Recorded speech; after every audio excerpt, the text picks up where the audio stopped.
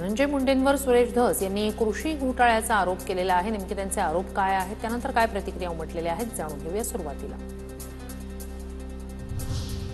धनंजय मुंडे कृषी मंत्री असताना 300 कोटींचा भ्रष्टाचार, भारतीय किसान संघाचं पत्र वाल्मिक कराडनं अधिकाऱ्यांसमोर फाडलं, सुरेश धस यांचा दावा।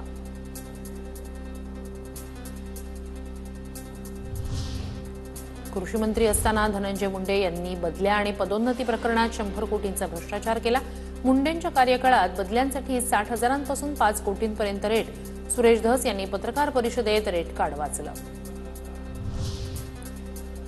धनंजय मुंडे कृषी मंत्री असताना कृषी साहित्य खरेदी प्रकरणात भ्रष्टाचार, मुख्यमंत्र्यांची परवानगी न घेता 342 कोटी रुपयांची खरेदी केली, भाजप आमदार सुरेश धस यांचा आरोप।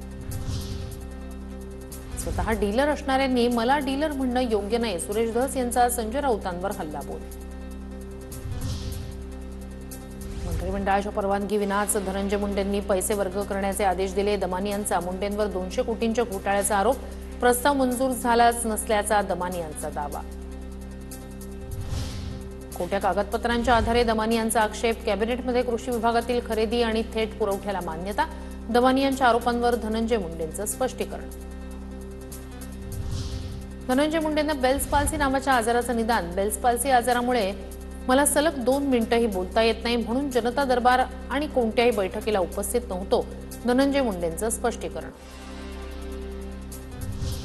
राष्ट्रवादीच्या मुंबईतील एकाही जनता दरबाराला धनंजय मुंडेंची हजेरी नाही, 6 आठवडे उलटले तरीही मुंडेंचा एकही जनता दरबार नाही। दरम्यान अजित पवारांकडून राष्ट्रवादीच्या सर्व मंत्र्यांना पक्ष कार्यालयात जनता दरबार घेण्याच्या सूचना।